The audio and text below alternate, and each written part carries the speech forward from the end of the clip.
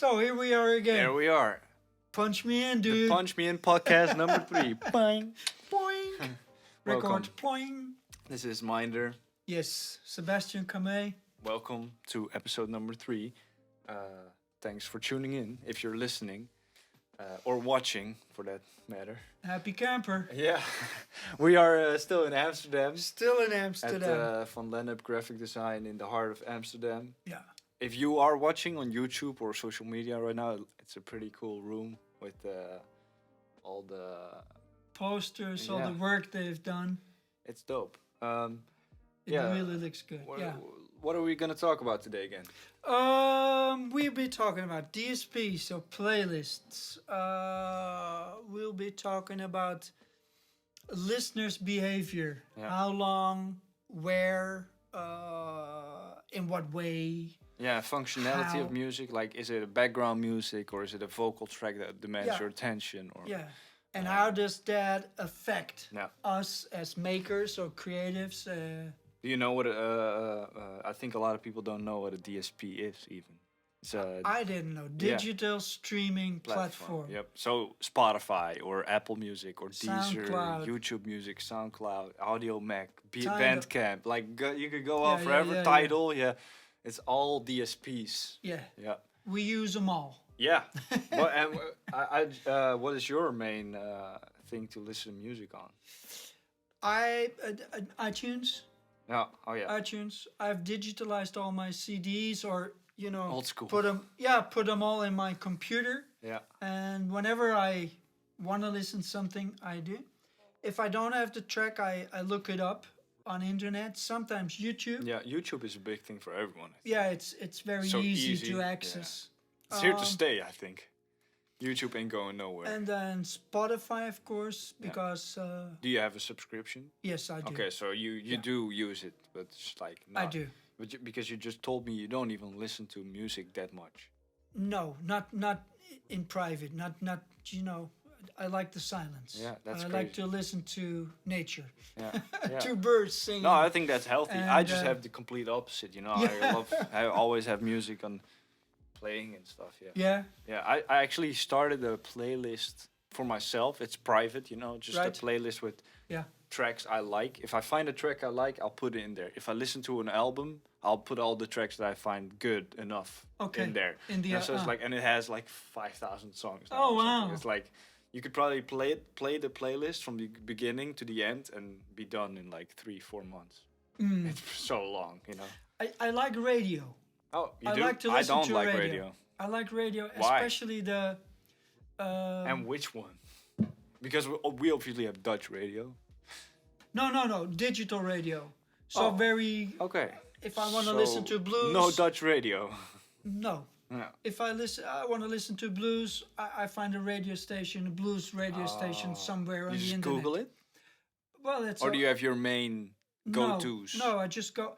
It's what I like about it. It's the exploration. You explore. You New stuff. Yeah, I listen to tracks I've never heard before. Yeah. So that's what I like about radio stations, the digital ones, and Yeah. not the that we have here in Holland or No, something of like course. Yeah, I barely ever listen to radio. When I do, it's probably when I'm in a car that. All right, yeah. or in the at my parents' place or something. But I also don't like most of the bigger radio stations in the Netherlands. I don't really connect with their programming so Right. much. Like what they are playing is Right. not really my thing. Uh-huh. It's obviously most of the radio stations play top 40, and there's some awesome stuff in there, but there's also, in my opinion, some stuff in there that I would never listen to. Yeah, it's a hit So song. it's, It's the hit song. Makes sense. Yeah. They have to. Yeah. But no, me I neither. actually I don't discover listen to. more on Spotify probably and Apple. Like you have these algorithmic playlists. Yeah, right. Release Radar, Discover Right. Weekly. I think there's a couple more like Daily Mix and whatever. Like, and they make those for you. So like Release Radar, I try to check it every week. I tend to forget it because my Release Radar is really long. Like how much people you follow on Spotify affects. All right. Like if you follow someone on Spotify, he or she, the artist, will get into your Release Ah, radar. So okay. that's why it's so valuable for people to follow you, because every follow you get will be someone you, when you release music, you will be in their release radar and you get more streams. Ah, wow. Didn't know that. Yeah, and I try to check it every week, but mine is very long. So like I go through it and check what I think might be interesting, and that's how Right. I find a lot of new stuff. Oh, wow. I always just try to keep up with the new releases from the artists I already follow on social media. That I do as well. yeah. That I do as well. I Not really on like- social media, but Yeah, on no, Spotify whatever. I yeah. do. Like, oh, this artist have something new out yet? And Yeah. if they do, I exciting. yeah, if I get a post on social media of an artist I follow and they have a new release, I check it out Yeah. on Spotify yeah. most of the time. Yeah. Yeah, I that's also true. just got a Apple Music subscription this week. Oh, did you? I was just like, let me try both. It was 3 months free, so Yeah, right. I was like, just let me try it, because there's some really cool playlists on there too. And I was like, why not give this a chance? So Yeah, why not? I have a Spotify and Apple Music subscription. Okay, and, okay. sometimes I check SoundCloud for jams or Bandcamp. Yeah, But yeah. in general, that's my main things To to, go listen to. And then I would say it's mostly my own playlist. I don't really listen to the curated playlist that much. The Sometimes, Spotify curated Spotify or or other curators? in general, curated playlists by other people, not so much for me. Sometimes it can be nice. Like, for example, if you're hanging out with some friends or something, it's great to put on a random playlist with, I don't know, because it's like probably something that will appeal to everyone. That's why these playlists are made, you know. So Right. Background music. yeah, and sometimes I put on like a little lo-fi playlist or something. But I have my own lo-fi playlist, so I tend to listen to that one. And Sebastian's Live. can you have music on the background? Is that How do you possible mean? for you? I cannot. Oh yeah, I for cannot have music on the background without listening, Oh. without analyzing. Huh. I can listen to music and play, see Yeah, what yeah, yeah. chords they play. I can hear what they sing. I start to analyze everything in my head. It's all here. So Yeah. I cannot listen to music. It distracts me from talking, Yeah. from really being present. So that's why I don't listen to a lot of music. And when I do listen, I give it all my attention. I really into it. You know? I do have the analyzing thing. For example, if I go to a random place, let's say I would go to a club. Right. I'm not much of a club goer, but No, if I would go to a club Right. and the music sucks, well, that's a subjective thing. But if Yeah. I don't like it, I cannot stop analyzing no, it. yeah. It's like, oh, this snare is so cringe. But And how? I can listen to music on the And can background you though. stay in a place With bad where, music. bad music to Well, your I don't taste? want to. So you leave. It depends, you know, like if you're with people and you're the only one that's like bothered, Yeah. I'm just gonna be like, well, this sucks, I'm leaving. I won't be like that, but I try to not even go to places Right, that I already right, know is gonna right. be like that, you know. And that's also why I don't like clubs that much, because mostly the music is not my thing, Mm-hmm. you know. But it's for me. It's really a reason to leave. Leave a It can place. be, yeah, and that's also why I don't like Restaurants. Carnival, for example. Carnival, Like restaurants. personally, I really don't like that music, so I could never No. enjoy No. Carnival, because this is this really wild music all the time. Like, and if I can't enjoy the music, I leave. it's hard to enjoy the I- place.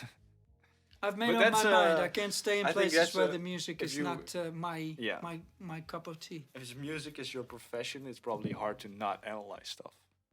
But it is. But yeah, I it can is. sometimes turn it off, but more so, I can stop, for example, analyzing when it's on the background, or when I play music when I'm showering, or when there's always music on my house, so it's not always on the foreground. Like I am often just playing something and doing something. But it else. doesn't distract you.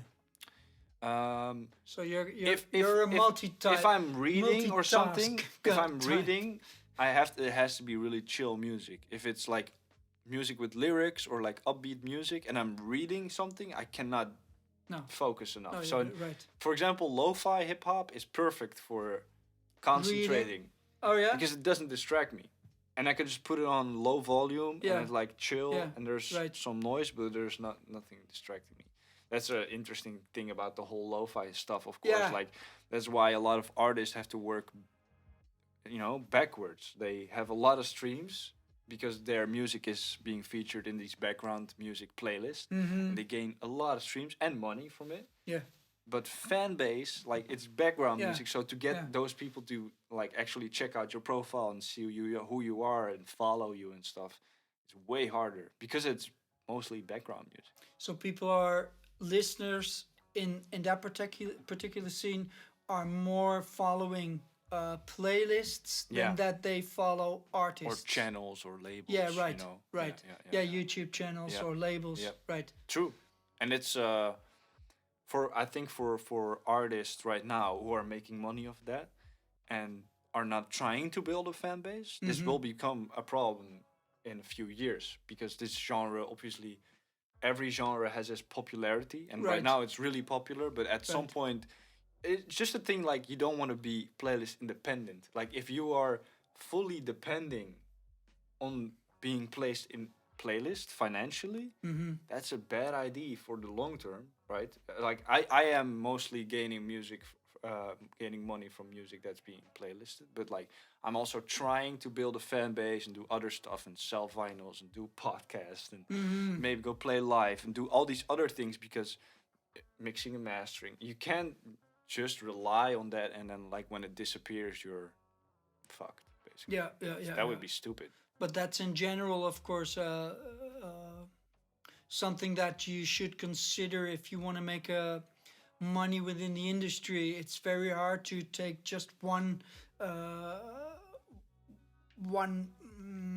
stream of income. Let's put it this way, especially when you're a think all player. Successful, whatever They that all means, do different they all kind of have stuff. multiple Yeah, streams of income. Yeah, that's I think all very- rich people have multiple streams of income. It's yeah. just common sense also. Yeah, it's common sense. So playlisting only Yes. is not a wise thing No. to do.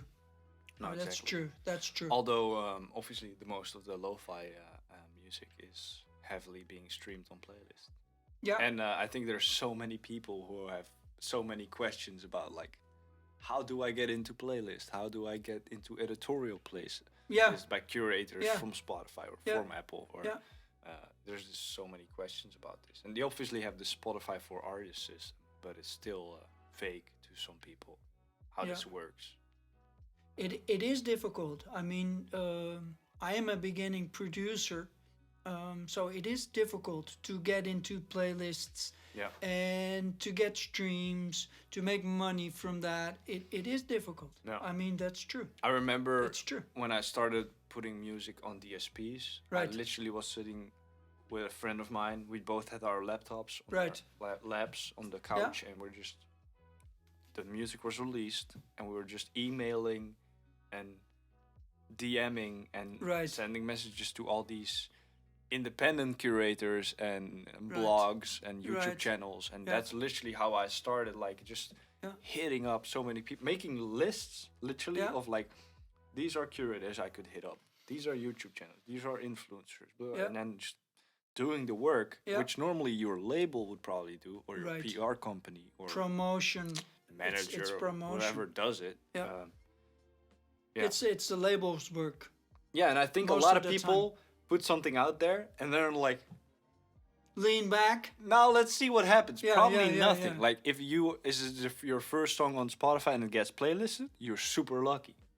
Or either it's like super good and it came into the right ears, But like the probability of that happening, Is very Very small. very small. yeah. So it's like, if you can't expect that to happen, so you have to put in the work yourself to make the something promotion, happen. right? Yeah. Right. I think that's I mean, basically, for indie artists. the world is not waiting for you to No. release a song. I mean, there's There's enough- 40,000 songs being released on Spotify alone every day, and everyone is like, well, not everyone. Most of those are being submitted through Spotify for Artists.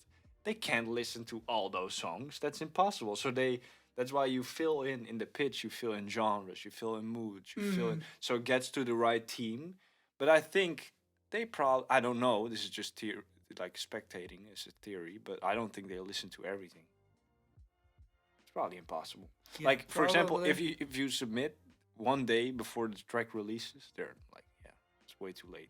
No, at think you have least a At week. least 10 days or something, yeah, or a something week. like that. Yeah. And then probably like if you have 1 million monthly listeners on Spotify, they probably listen to it earlier than they would listen to someone who has no stream. So like Yeah. I don't know how it works, but it's Well, it's not hard to True.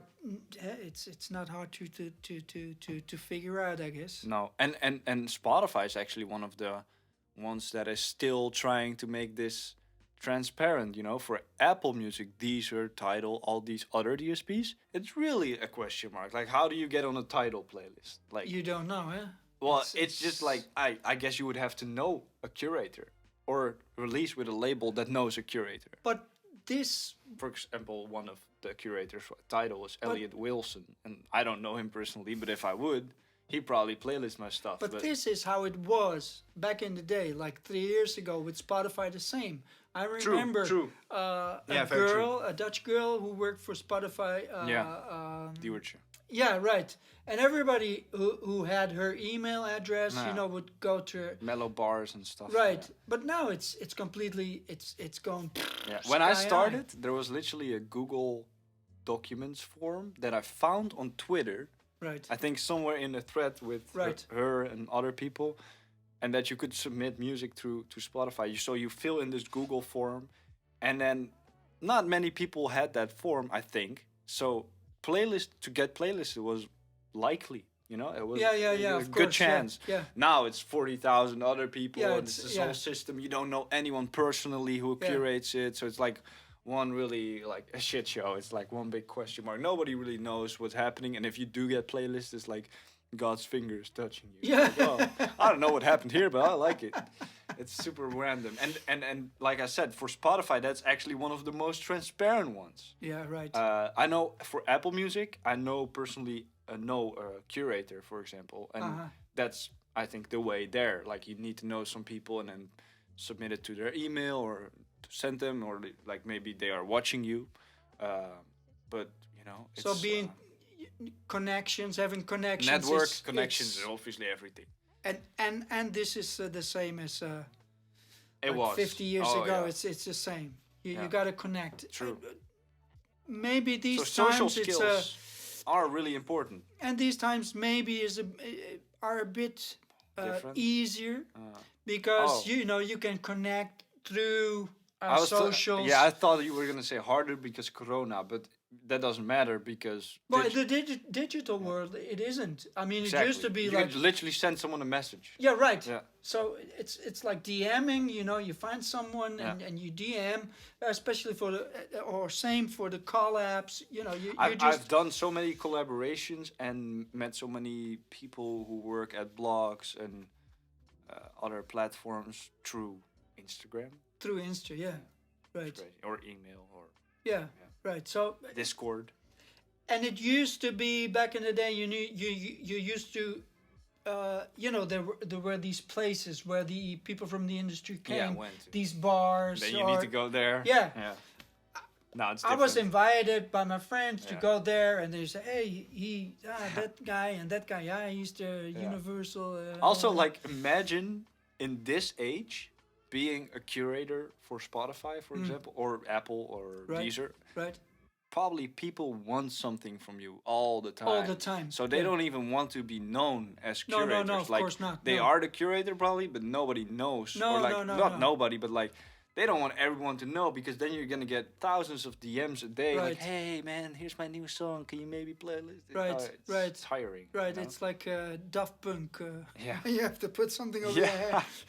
True. The gorillas. I think that's a good example. The Dutch curator we were just talking about really was harassed a couple of times. I Yeah, think. yeah, Like yeah, she yeah, literally got like, yeah, you need to put me in this playlist or I'm gonna find your home or Yeah. like some crazy shit. You know, Yeah. some crazy shit. Yeah, or imagine, she's going out somewhere having a drink with her friends, and then all the time Yeah, people would like go. people are like, hey man, I have a Yeah, new song. yeah, Like, yeah, who yeah, cares? I'm chilling. Yeah. I'm with my family right now or Right, friends. Like I'm whatever. not Yeah. working. It's, Yeah, ooh, it's heavy. it really is. Everyone wants something from the curator, I guess. So the transparency is kind of has two sides to it. I mean, that's why they created this Spotify for Artists system, I think, to also protect their curators. Because otherwise it would be a free for all. And I think also that it's not just one person; it's a team. Yeah, of course, it's a whole lot of people, and there's an algorithm too. Because as well, you have to fill in all this data. You have the curated playlist and you have the algorithmic playlist. Yeah, and there's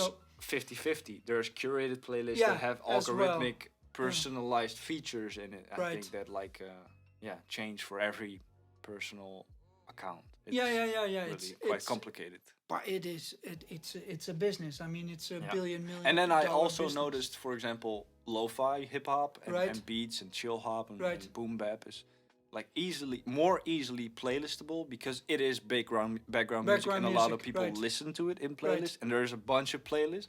But for example, releases with vocals, rap, singing, it's harder because it's a whole. You need to find new curators. You need to find new.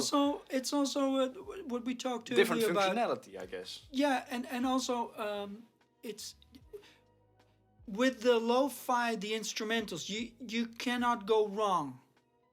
If you go in a playlist, you put on a playlist, you put your tune. You could. Well, you if it can, would stand but I mean, out, especially if you have vocals. Yeah. People react immediately to a voice, the sound of a voice. I like it, I don't. What you're saying is like there's more to dislike or like about it. It's very much so. Lyrics is very particular. The sound of the voice, the sound lyrics, of the voice. I mean, it's the performance, the feeling, all these things. Especially or maybe even how a artist looks. Yeah, the looks, the artwork, and everything. It does matter. With the lo-fi hip hop, if you don't see a lot of faces. I mean, a lot of people are actually anonymous, and like I just said, they are not even trying to build a fan base. So in that sense, you can't go wrong with the lo-fi. As long as it doesn't stand out. It doesn't stand out. That's crazy, right? Because the vocal artist wants to stand out, has to. And the lo-fi artist, like if you want to get playlists, you shouldn't stand out too much because then you won't get playlisted. Right. Crazy. It's totally the opposite. Yeah. Because of the functionality, I guess. True. I mean, that's my. No, yeah, obviously, because of and then as an artist, there's so much more you can also show. Like you were saying, you can also do this as a producer, but I think vocal artists often have like press photos. And, of course, you have to. Yeah, show their people face. People relate to what they see. Yeah, they have to relate with you basically as a person. Yeah. Yeah. Exactly that, and you have to, as a listener, to identify with with the artist. Yeah. That's really, really important. Identification with the artist. With the lo-fi hip hop, the producers, it's not a big thing. No. You don't really identify yourself with a producer. It's more like I wish it was the genre. True. Well, maybe yes, maybe no. I mean, that's also the thing with the whole thing with streaming. Like a lot of music is they listen to a track once and then they don't listen to it again, or they listen to it a few times. But for example, back in the day when you had a CD or vinyl, you would probably play it over and over and over again. The whole behavior, listening, background music, especially, it's just changed, and it's still changing, and it will continue to change.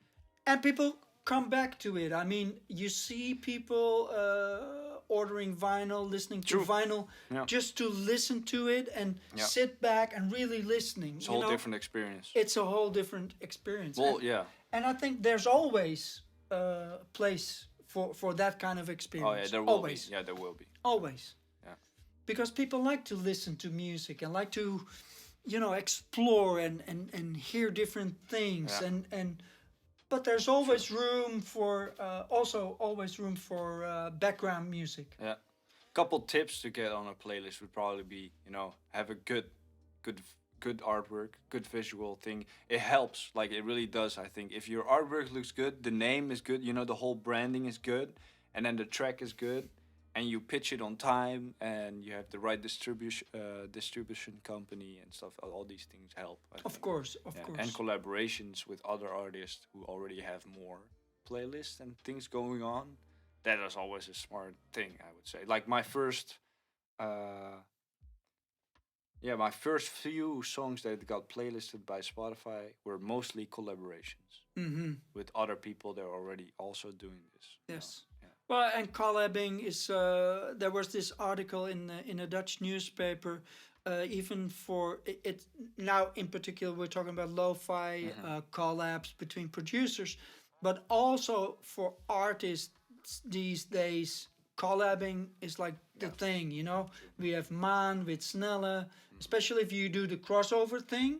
You do a pop vocalist with a rapper. You do, you know. I do have to say that Snelle sound fully pop. He does. It didn't even sound like hip hop to me, But that's subjective. we can argue about that. I mean, but it's I like hear what you're saying. it's like collabing. Yeah. It's the thing. It's It is. Yeah. Yeah. How many minutes are we on right now? We are well, we have still a few minutes to go. We're 26 now, Oh, so we're 4-5 minutes. Okay, sweet. Yeah. And also, what do you think? Within the lo-fi chill hop, jazz hop scene, do people, listeners, really listen the whole track, or do they skip like the first 30 seconds, 40 seconds? They probably listen to the whole thing because it's mostly background music, right? So like most of it is being played in playlist, and you just put on the playlist on shuffle. Right. So it continues to. Maybe they skip it if like, oh, I don't like this one that much. Skip and then the next one. But I think in general, for background music, you just okay, yeah. because the attention span these days for people is like 30-40 seconds. Oh yeah, super short. So as a songwriter, Crazy. we really have to adapt to that, you know. Don't make your intro too long. Well, or start with the chorus. That's what That's Neil a lot of Rogers people do. did. I mean, Artistically, sometimes I feel like you should do other stuff, but marketing-wise, it's smart to do these things. To think about it. well, I think It's a choice, though. Like, right? Because let's say you have this track with It's a what super you long want. intro, 5 minutes or something, but it's artistically, it's really fits and it's amazing and fits in the concept, and I think you should go for it. But you can't expect it to become a hit song. That's different things, you know. If you want to write a hit song, don't make an intro that's 5 But minutes. then again, what's a hit song? Well, a hit song is one that gets in the top 40, right? Which top 40? Yeah, this is a whole thing you can argue about, obviously, but I think a lot of people. I think these days No. we have so many niche markets, and you can have a hit in one particular true. target group. True.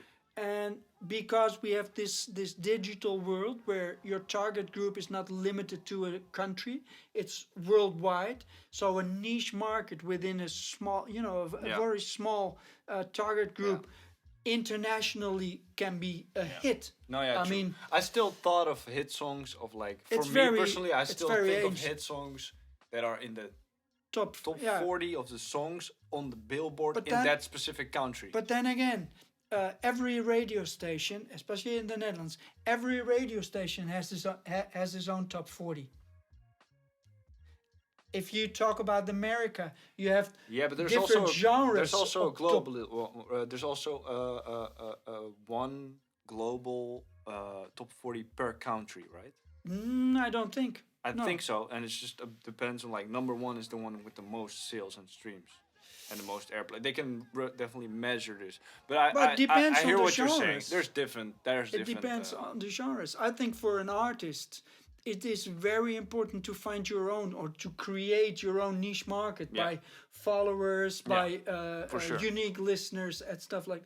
And then within this target group, you can have a hit record. I But mean, let's say this target group is 100 people and they all listen to it. It's not a hit record. but within the genre, it is. It's a success. Okay, well, then I guess I only see hit songs as songs that are like generally known. Well, of course, that's a way of looking at it. I mean, you look at one particular. Also, hear what you're saying. That's true. You focus on one particular thing, namely the financial side of it. It No, has number that many side, yeah. numbers. Yeah, It's just numbers. numbers, numbers. But then again, if you have 1,000 followers Yeah. and you create something and all your 1,000 followers are giving it a like, Yeah. That's not a hit though. well, what is a hit then? It's doing well. So you still keep looking at the charts, Yeah. but the I think that's what the whole thing is, right? Charge is because is which there chart? for numbers. Yeah, no, that's the thing. There are many different charts, but there's also one objective chart with there facts. is no lo-fi chart. No. No. And there's millions of But- listeners. Yeah, true, I guess. But it's still, it doesn't have much listeners in compared to top 40 pop music.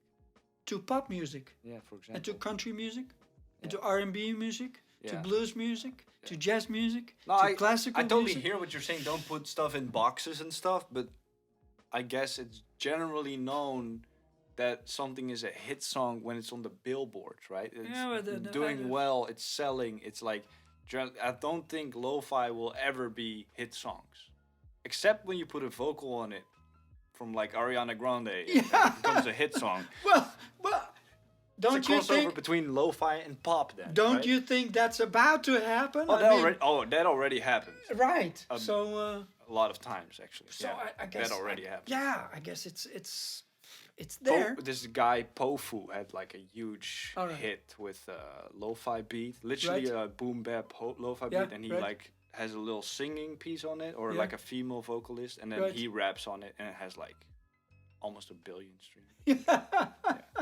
But a lo-fi track instrumentally would never get that much. No, I think. Okay, so that's the difference between that what we Hey, just but this discussed. is a fun the question. vocal. What is a hit song? When is it a hit song? Yeah. Which yeah, it's a fun. Well, because a lot of people claim to know, and a lot of so-called experts don't. They thrive on it. They have a business model. Don't you're not Well, just a they're looking at songwriter. numbers. How to Probably. change from songwriter to hit writer? Well, who can tell me what is a hit? And then a hit for this radio station or a hit for that?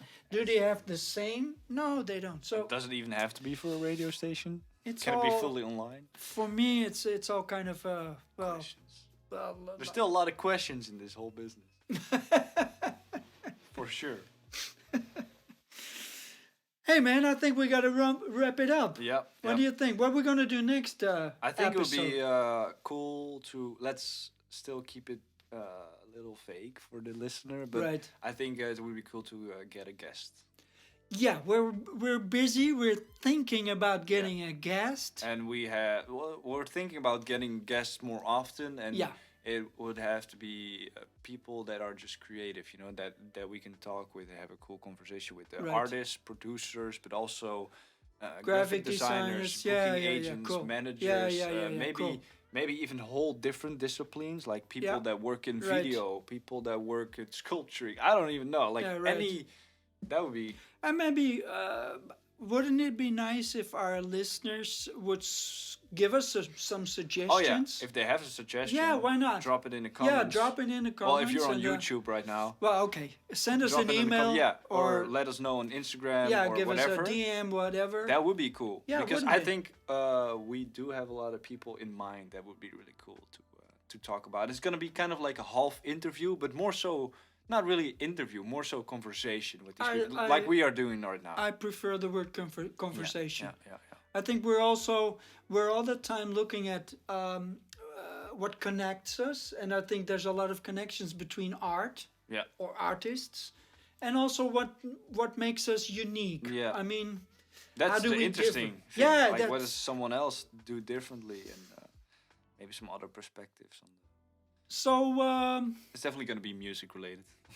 Well, I mean, even not even a sculpture will probably listen to music. Yep. I mean, Yeah. or a painter or Yeah, exactly. whatnot. Okay, well, thank you for listening to episode Yes. 3 of the Punch Me In podcast, Podcast. by Minder. And Sebastian Kame. Hey, yeah. And now, say it. punch me out. Hey, Punch Me Out. Thanks for listening. Later.